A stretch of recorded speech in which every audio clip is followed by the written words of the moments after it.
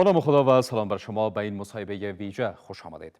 وضعیت بشری در افغانستان همواره یکی از نگرانی‌های عمده مردم افغانستان و سازمان‌های مددرسان بوده است. کمبود کمک‌ها و کاهش بودجه این روزها بیشتر از هر زمان دیگر شنیده می‌شود. سازمان ملل در میان این نگرانی‌ها به عنوان یک بازیگر قابل توجه شناخته می‌شود. برنامه‌های یونما در این قسمت چیست و چگونه قرار است مردم نیازمند افغانستان از دام گرسنگی نجات داده شود؟ این پرسش‌ها و بیشتر از آن را در این مصاحبه از آقای اندریکا راتواته، معاون سازمان ملل در افغانستان می‌پرسم. Mr. Ratwatte, thank you so much for this opportunity. Pleasure to be here, Ahmadi, as always.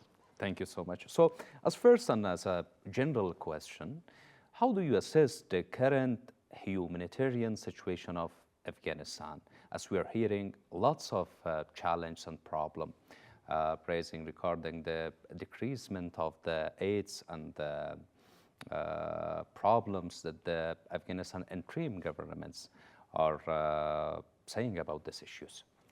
I think, Ahmadi, when you look at the global humanitarian context and the big humanitarian crisis in the world, Afghanistan is still like number two in terms of humanitarian needs. The first is Sudan, obviously, where there's an active conflict going.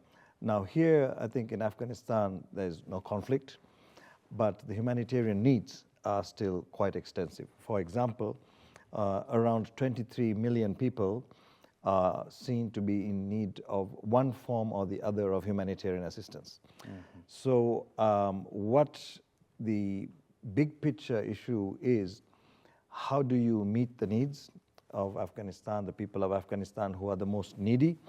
How do you make the most impact?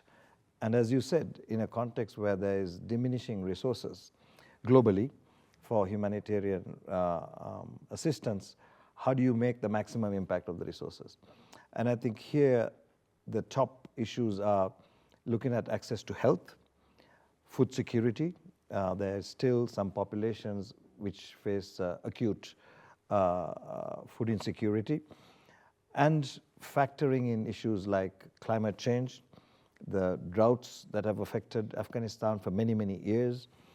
Then you have climate events like the floods we saw last year, also again increasing or exacerbating the humanitarian needs. So responding to those humanitarian needs is very important.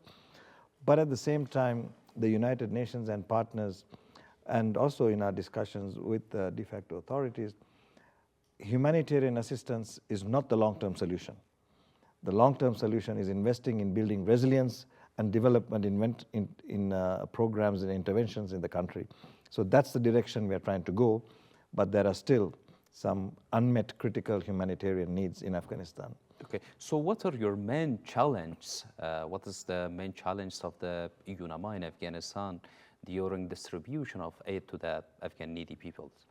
I think one issue is making sure in a coordinated manner, prioritizing the most vulnerable populations. So identifying them, having established criteria to identify those vulnerabilities, accessing them. We have access all over the country. There is no conflict. We can go.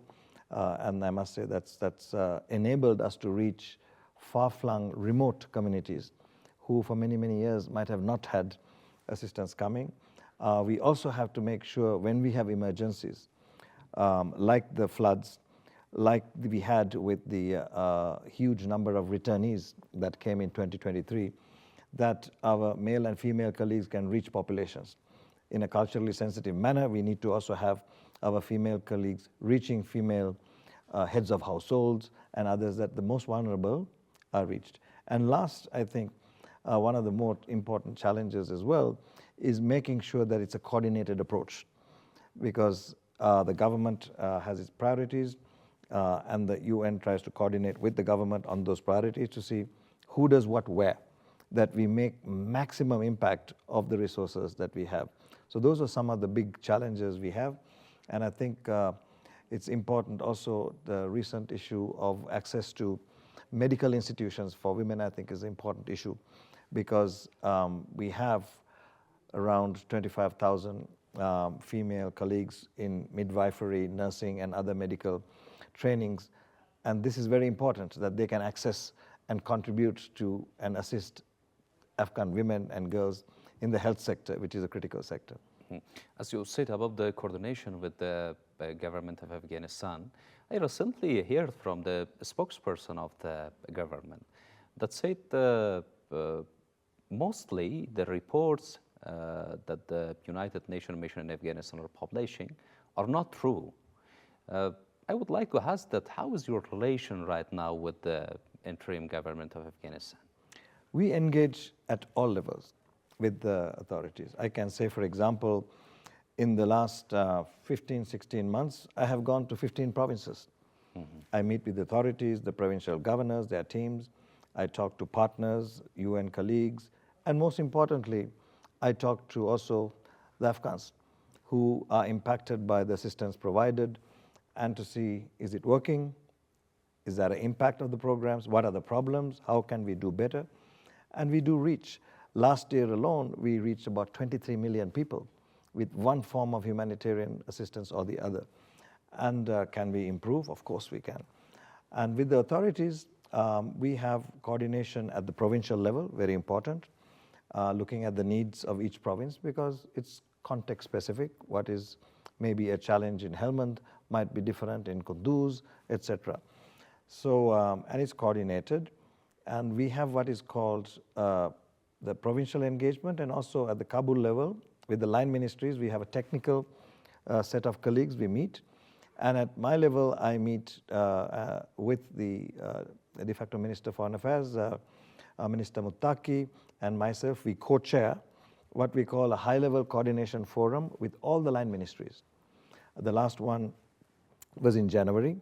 And then we sit together and look at the priority areas.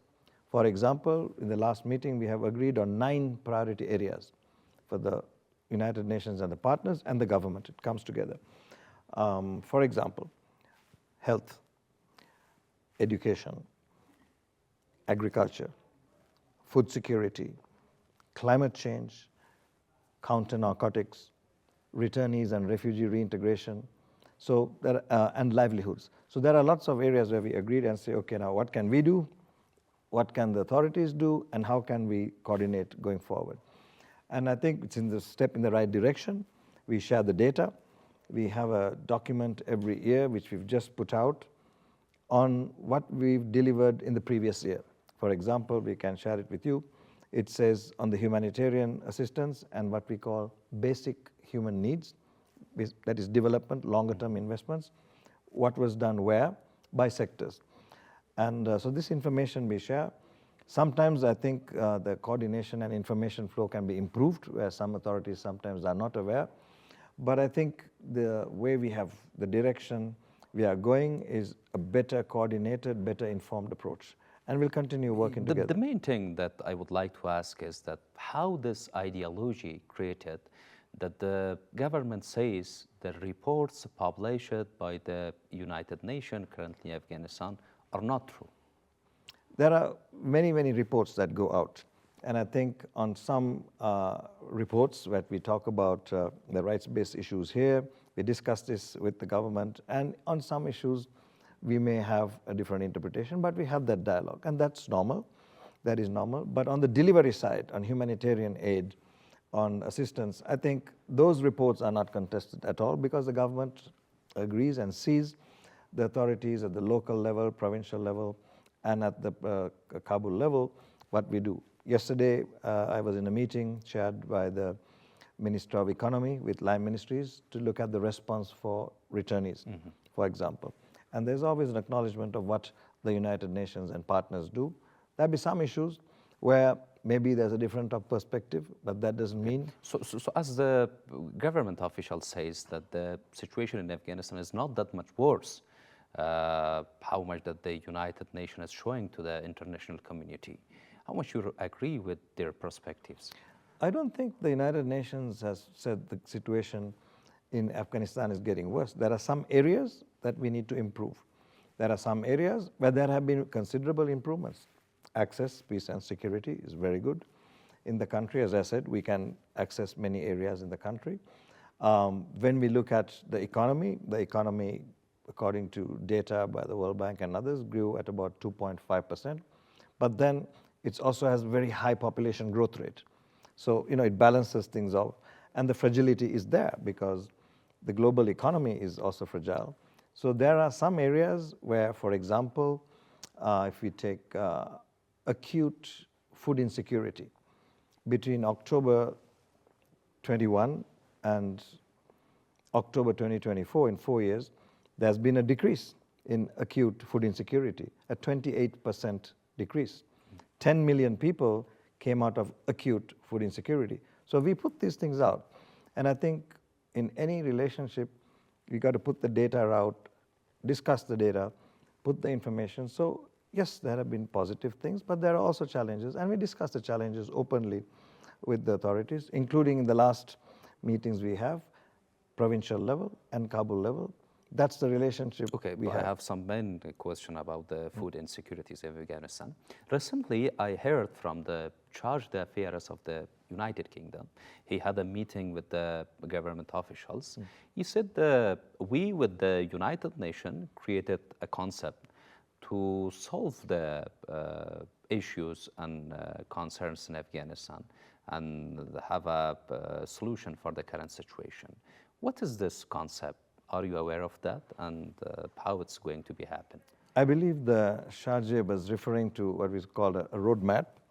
As you know, there was a special coordinator's report submitted to the Security Council with a resolution 2721 that talked about confidence-building measures and a path forward on a political process which brings Afghanistan at peace within itself and with its neighbors to a secure, forward-leaning future.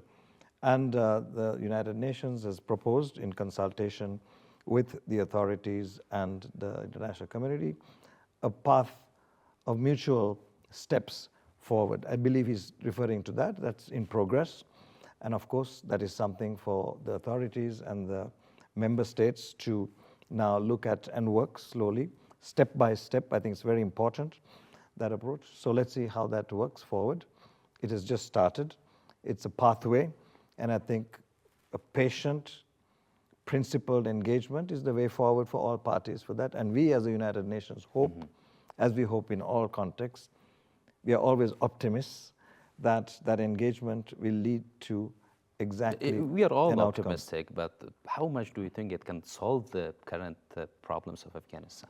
I think engagement is the way to go.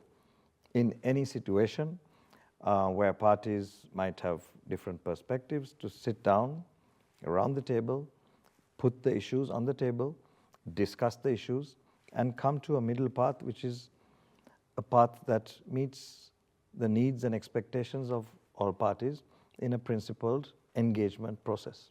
Okay, so about the humanitarian situation that you just mentioned about the food insecurities in Afghanistan, it's a really big problem in Afghanistan. What are the practical steps of the United Nations, especially in terms of the humanitarian aids, to at least work for this phenomenon in Afghanistan? Food insecurity has been quite chronic in Afghanistan for a couple of reasons. One is also the infrastructure investment that has to go for food production, which is irrigation, water management, farmers being given the skills, and very important things like certified seeds.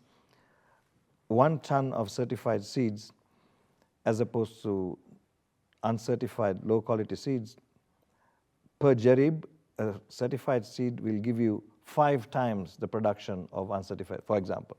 So there are some things that can be done concretely.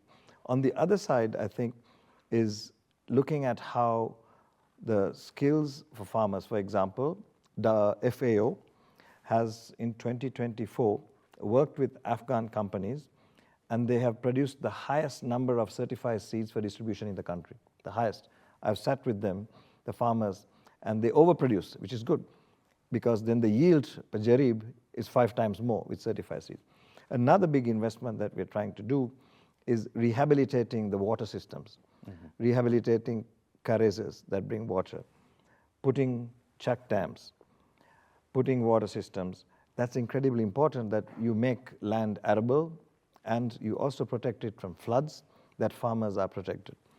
And at the moment, we are also looking at alternate livelihoods for the farmers who were previous poppy farmers.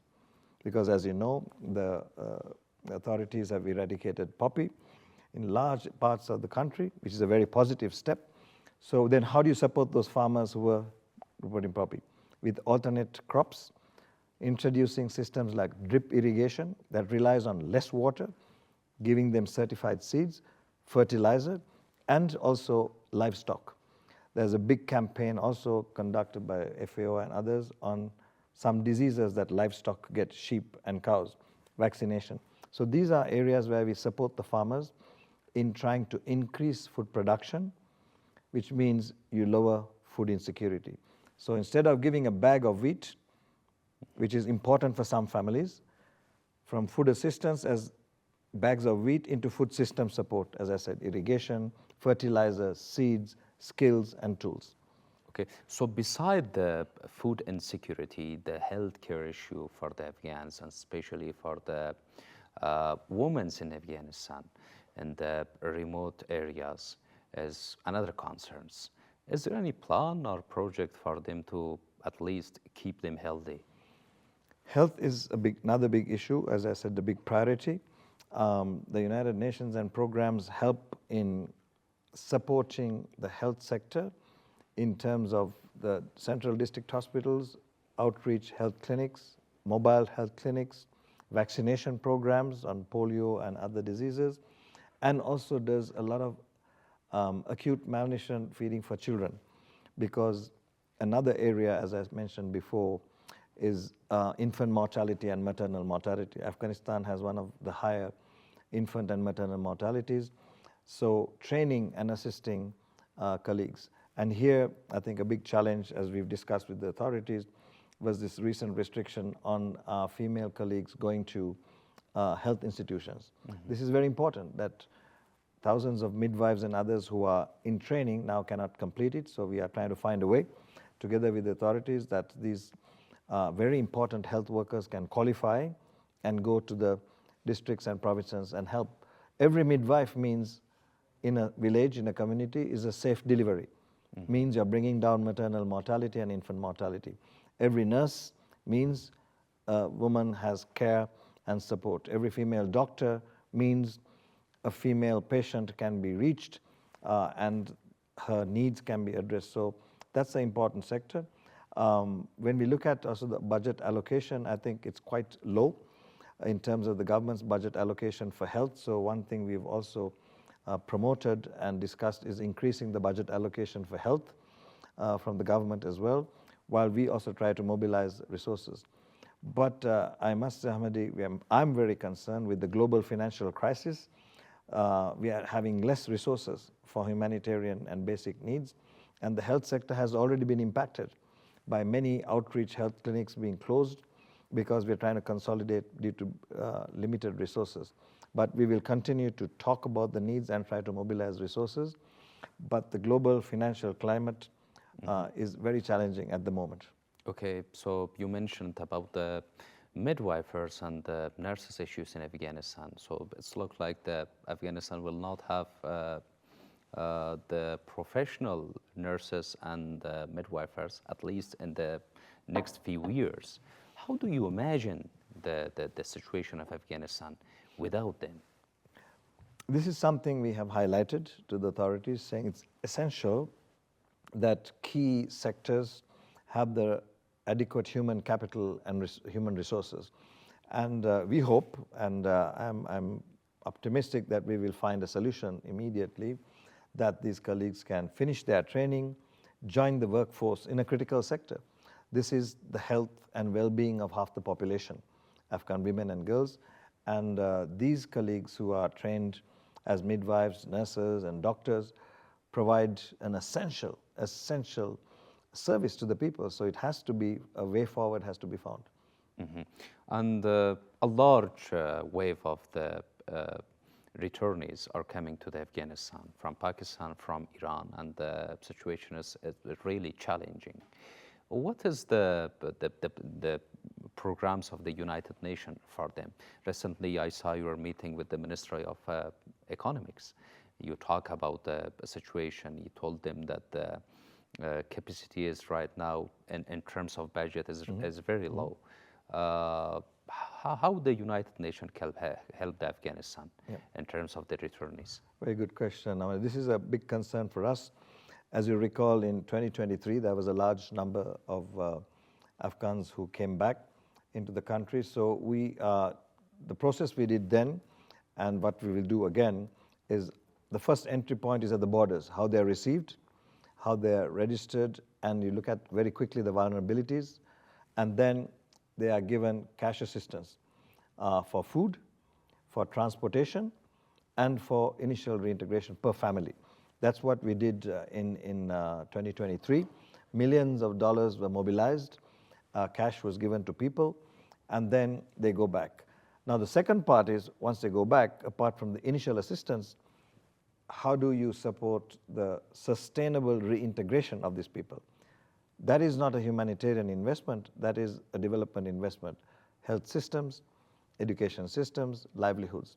And there, what the United Nations tries to do is we take a community-based approach, because these returnees go back to communities. And when they go to a school, you stress the school because most students are going to a school, or the health system. So we try to support some of the infrastructure. The authorities in 2023 stepped up very well. They also came, they looked at registration, and we had a very good discussion with them on needs that we don't overlap. They looked at issues that come under the authorities. For example, getting the data, supporting them to get the tashkara, the registration, looking at vulnerable families, and where the government was giving a cash grant for certain families, we topped it up on the side, but we didn't overlap. That's very important. But the bigger challenge to my mind, which is how do you help the reintegration of these people who've already come? If we look at September 2023 till today, about 800,000 Afghans came back from Pakistan, and also a large number from Iran as well. So how do we reintegrate them? And that's the challenge for longer term development investments, as I said, in health systems, education systems, and livelihood. And there, we will appeal again to the international community, because that's not humanitarian assistance, that's development assistance, to also see how in at least some critical sectors we can complement the work done by the government. I was encouraged to hear in the meeting yesterday, the Minister of Economy talking about committees being established to look at some of these. I'm also informed when I met Minister Kabir in February, that MORR, the Minister of Refugees and Repatriation, have identified 17 areas and land has been allocated where these people could resettle. And we're also trying to see how we can support that initiative as well, because that's a critical need. Okay, when we are talking about the returnees, when we are talking about the healthcare or the food insecurity, the funding issues can be highlighted. As you said, the global donors are currently busy with the other issues globally. How the UNAMA can ensure that including this issue and this problem, they can help the Afghan people? I just got back yesterday from a meeting with the donors, the key donors that support Afghanistan, and this is also what we discussed. Well, one side of the issue is that these are the same donors that support all the humanitarian crises, whether it's in Ukraine, in Gaza, in Sudan, in Syria, in Congo. So they are also stretched in a way because there are increasing crises. If you look at the number of mega crises in the world today, compared to 10 years ago, it's almost 3 times. Just now, a few days ago, we had an earthquake in Myanmar, for example. Natural disasters. We had the earthquake here in Herat in 2023. So apart from natural disasters, there are also the conflicts that are ongoing. So the needs have increased, the conflicts have increased, so the donors also have been pulled in many directions. How do you prioritize your resources? Is a child in Gaza more important than a child in Sudan, or a child in Myanmar or in Afghanistan. So difficult, very difficult choices. And on top of that, the global economy also is very stressed. So the overseas development assistance budgets in donors have lessened. So we are appealing, looking at the needs. We have pruned down our structures right now dramatically to bare minimum structures on the staff side, and to maximize the resources going into the programs. But I think we really need to see how some of the critical needs in Afghanistan is supported. For example, if we have a returnee crisis of a large number of returnees who come to Afghanistan, those have to be additional resources. We can't use the very bare resources we have for the programs for the current year in health, in agriculture, in education, to divert that to a returnee response. So it has to be additional. That's one of the points I made. The donors also are looking at how best they can do it. And I think we got to also demonstrate efficiencies, and also sitting with the authorities and saying, also having a more transparent discussion about where are their resources allocated, how much is going into health, in education, to livelihoods, that then we can see what are the gaps and we can fill the gaps. I think that discussion has to be had a bit more at a level of detail that we can maximize the impact of very limited resources. But I'm extremely concerned, looking at the global situation, that humanitarian assistance will be challenged. Last year, Ahmadi, despite the challenges, we collectively mobilized $1.5 billion for humanitarian assistance and $1.5 billion for basic human needs. So that's the transition we want, right? Lessen humanitarian and increase basic human needs and development investments. And that was good. Despite many crises, Afghanistan remained quite well funded last year compared to others which didn't get so much resources. Mm-hmm. But now, with these other crises, and the government of the United States has a current freeze on development assistance, these are impacting us really very seriously. Yeah. So these concerns are raising day by day. Every single day there is a new issues. What is your alternatives? What is your strategies if these fundings are going to cut, that the UNAMAP at least has an alternative to help Afghan people or to continue its mission in Afghanistan? The alternative is, there are three things we are trying at the same time. One, obviously, is continuing to advocate with the donors, existing donors who contributed, as I said, about $3 billion to Afghanistan, which compared to other crises was very robust. Is it enough? Not enough, but it is robust. Mm-hmm. Secondly, appealing to other donors who are not contributing. There are many donors in the world who are still wealthy, who can contribute more per capita GDP into multilateral assistance. So we're advocating with them, saying, why don't you also contribute either bilaterally, it doesn't have to be through the United Nations, or into a multilateral system. And third, I think, is a very important part, is how do we support the private sector? Mm-hmm. This is critical. The engine of growth in Afghanistan and any other country is the private sector. I have met with many business people in Afghanistan, medium, small, large Afghan businesses, and also I have just met also recently last week with many big Afghan businesses who are international companies, mm-hmm. and saying, how can we come? How can you invest? How can you create jobs? And how can you how can you help the economic growth? I'm encouraged that they are willing to come, and we have also a working group on private sector, which is looking at how to encourage the private sector here. If I may share with you two things. One is really empowering medium and small enterprises, and I've met many of them in Afghanistan. Mm-hmm. Women-led enterprises, which I've read entrepreneurs who got a loan of, say, not a loan, a grant of $1,000, started with 5 women. Today, 15 women are, say, in tailoring, or 20. So how can we support them? And when you ask them what do they need, they say, we want to scale up. We are providing employment and assistance. We need access to microfinance. So we have sat with the government, discussed with the DAB, Ministry of Finance, and they have now done some regulations on microfinance. So how do we expand microfinance that people who have businesses can access microfinance, and then also get the international community to support these microfinance institutions, one. Secondly, Islamic financing.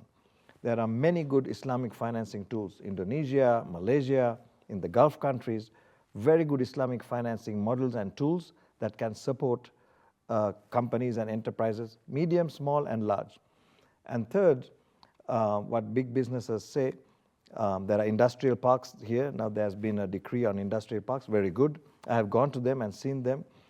And they say we need two things to increase our business. One is clear regulatory environment that we can bring our businesses, which also says what are the incentives? Are there tax incentives? Is there simplification of processes for our exports that we can improve?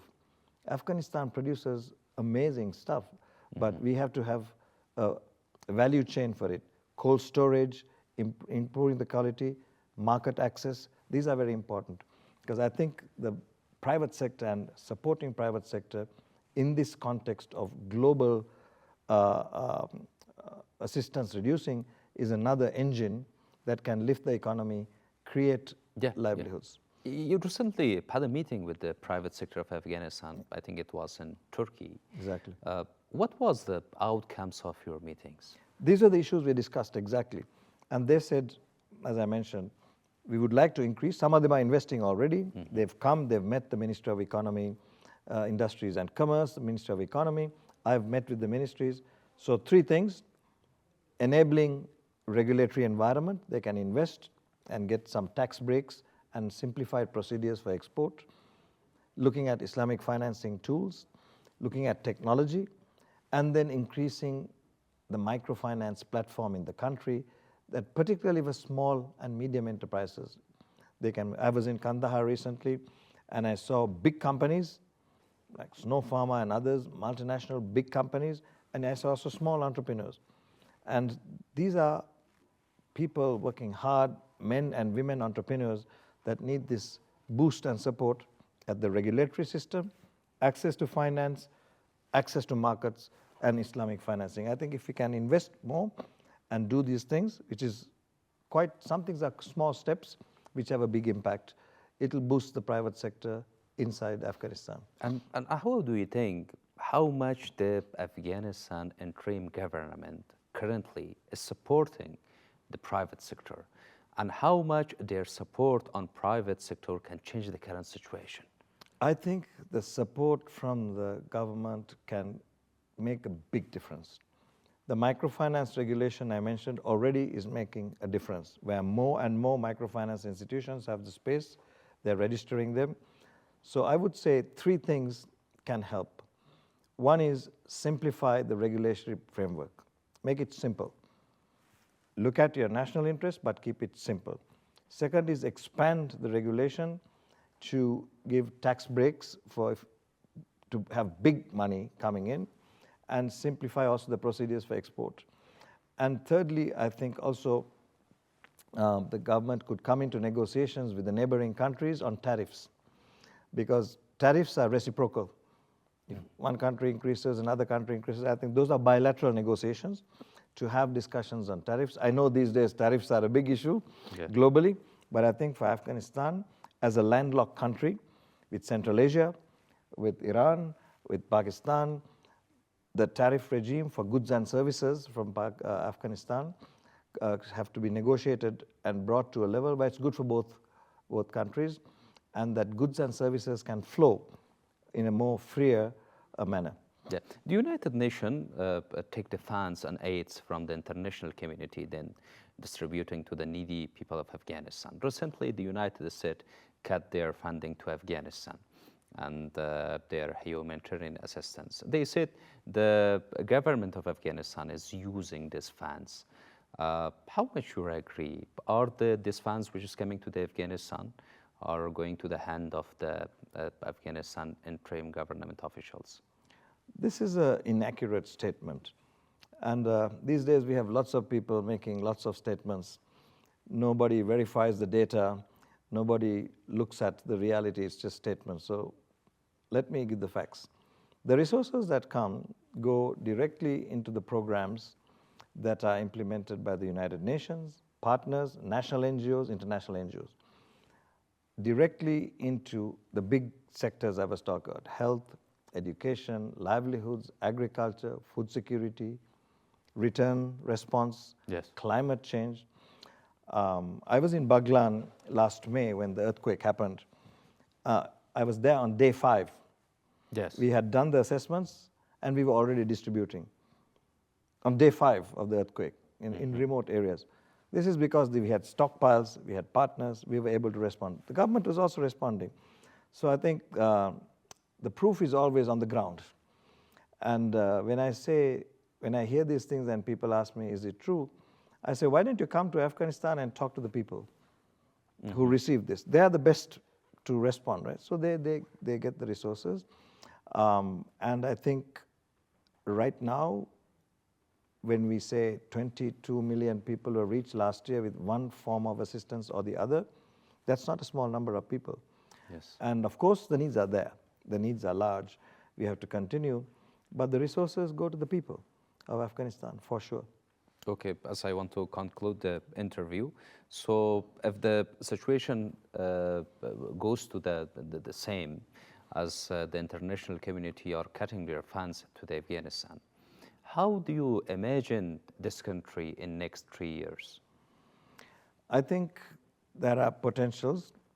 The economy, as I said, was in a growth trajectory, but we have a very, very high population growth rate here, so it counterbalances the growth.